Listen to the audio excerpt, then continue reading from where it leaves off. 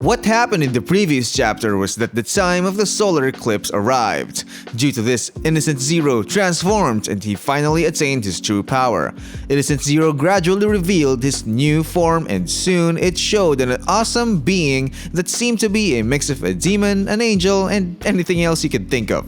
Mash immediately charged at Innocent Zero with extraordinary speed, while Innocent Zero just stood there. In a blink of an eye, it looked like Innocent Zero just walked through our protagonist. Suddenly, Mash vomited blood and there was also blood splattering behind him. It was then shown that Innocent Zero was holding a heart. While Innocent Zero was holding Mash's heart, our hero fell down. Innocent Zero stated that he now holds the last heart, so at last, he can now achieve his perfect form. Even though our hero no longer had a heart, he still managed to breathe because of his will to live. Just when Innocent Zero was about to finish him off, Meliaddle suddenly threw Ochoa towards Innocent Zero and hit him. Out of fear, Ochoa pleaded to Innocent Zero to let him kill Mash. He was instructed to smash Mash's face with a large stone, and just when he was about to do it, a projectile suddenly flew towards him. After that, our comrades managed to get away while carrying Mash. Ryo explained that the first thing they needed to do was to get away from there and hand over Mash to Meliaddle. If they want to bring Mash back, they would need the power of Meliaddle. But until then, they need to escape from Innocent Zero. However, the real surprise was their unexpected savior. In the situation of Innocent Zero and Ochoa, they continued to be bombarded with attacks. Innocent Zero caught the incoming attack and noticed that it was made of water. When he turned around, he recognized the person responsible for it. While the man was walking, he was suddenly surrounded by water. He said that Mash saved him from the darkness. It turns out that Domina is still alive, and he said that now it's his turn to save Mash. Innocent Zero commented on how he managed to survive after what happened. In the end, our dying hero was shown being helped by his friends to escape from Innocent Zero. What's up, Onii-Chan? Welcome back to our manga analysis series about Mashle, Magic and Muscles, which has a blend of Harry Potter and One Punch Man in its story. So let's start the video. Continuing the exciting story of Mash in a world full of magic, we return to our group's escape from the powerful big boss Innocent Zero. Domina arrived, and it turns out that he didn't die when he saved Mash from the dark magma. Domina explained that when he thought he was going to die in that magma, one of the divine visionaries saved him. His current heart, like the ones Innocent Zero gave to his siblings, was made with Meliaddle's magic, but it will only last for a year. Innocent Zero then commented that this is why Domina is now on Mash's side. Domina still lacks his own will, he added. This left Domina staring. Innocent Zero added that Domina must surely know that he cannot be defeated. He's intensely looking at him. Domina's eyes widened due to the pressure from Innocent Zero. If Domina wants to fight, then it's up to him. Giving discipline is part of being a parent, he added. He released a monster and said that he would teach Mash and Domina not to defy him. Innocent Zero used Darkness Basket. Domina was surprised and noticed that it was coming at him. He prepared to catch it, but to his surprise, it just avoided him. In the next scene, it was shown that the smoke reached our comrades. Ryo asked what it was. It was dark magic. Dot decided to just charge at it. However, when his hands and feet touched the smoke, they seemed to be burned. The terrifying smoke was going to consume them, so Dot was afraid and started screaming. Rain said they needed to go back. We returned to Innocent Zero, who said our comrades can't get far and Domina is just wasting his time there. He asked him if he was going to continue.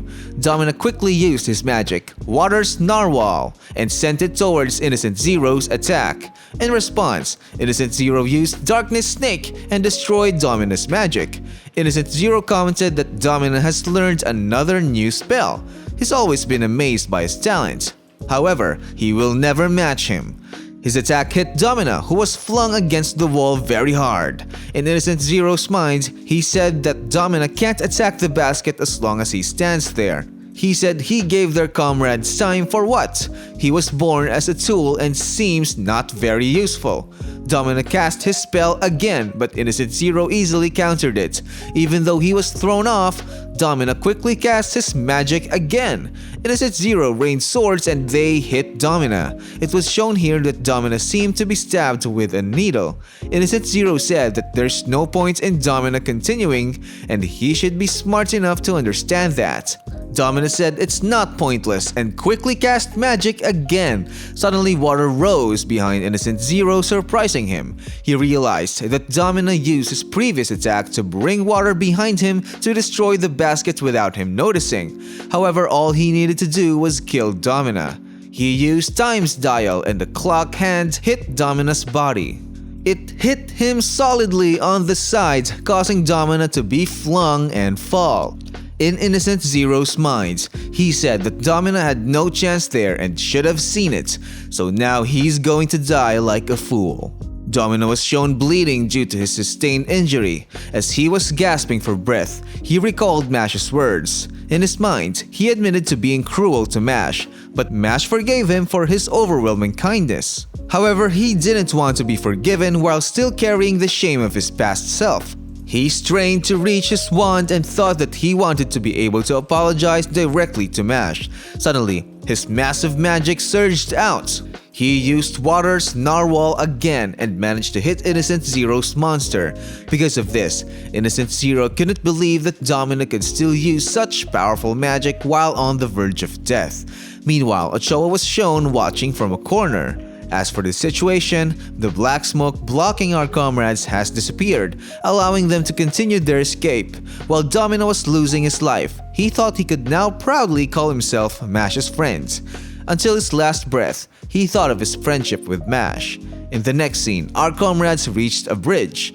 They were still rushing to get Mash to Meliaddle, while Innocent Zero was also in action. In Ryo's mind, he thought that a lot of time had passed since Mash lost his heart, which was dangerous. If they were caught by Innocent Zero, it would be their end. They couldn't afford any delay. However, they were met by a path blocked by debris. They needed magic to remove those. Orter suddenly stepped forward and used his magic to clear the way. Despite his bleeding body, he still cast the magic. After that, Orter directed Dot to move. Suddenly, he knelt down and coughed. When he looks at his hand, he was also coughing blood. He said he would follow Dot's group. In Finn's mind, he thought they would be okay as long as nothing else happened.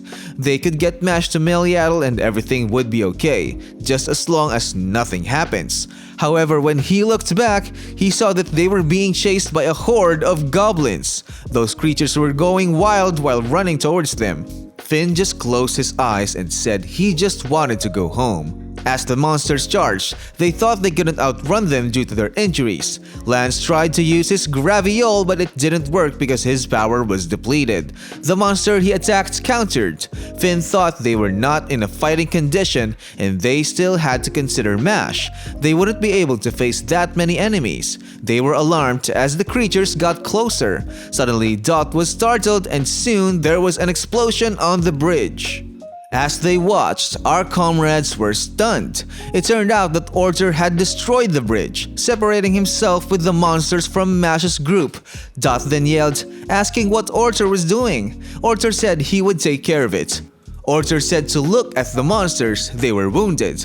Dot said that Orter was being irrational and would just die there. Orter questioned their statement and said it was far-fetched. He based his decision on the reasoning that protecting Mash was the most logical thing to do, so they should just go. As they absorbed the event, it wasn't long before our comrades accepted it. Before they left, Dot suddenly shouted Orter's name. Dot said that Orter should make sure that he lives because there's still a lot he can teach them. Orter then called Dot and Lance, making them stare at him. He praised the two for defeating Innocent Zero's third child, and because of that, the best friends had nothing to say. As they tried to accept Orter's decision, Dot shouted that Orter should make sure he catches up with them. One of the monsters commented, asking if Orter didn't know that the half-dead magic user would just die against all of them. The monster attacked Orter, making him fall. One of them mocked him, saying he was very weak. The monster screamed, saying that they should kill Orter. They called Orter a lunatic because he would die for nothing. While being beaten, Orter contemplates that even if Mash survives, their chances of victory remain slim. He also worries about his friends. He now questions himself for risking his life just to try to prevent the inevitable. When he looks at his past, he believes it was not that bad. Meanwhile, Dot is shown to be forcing himself to accept leaving Orter behind. In Orter's mind, he says he always tries to do the most logical thing. However, he thinks he was wrong to gamble his life in a no-win scenario while holding onto the hope that the man he tried to kill can save them. And all he could do there is to keep fighting until his body turns to ashes. Orter once again releases magic, which confuses the enemy monsters. He thinks to himself that the rest is up to Mash. And finally, Dot and our protagonist are shown to have found the exit. And that's where this video ends. What do you think? Can Orter defeat the goblins even though he is severely wounded? Will our protagonist reach Meliatl? Write your comments down below. If you want more anime and manga reviews, don't forget to like and subscribe to stay updated on new videos.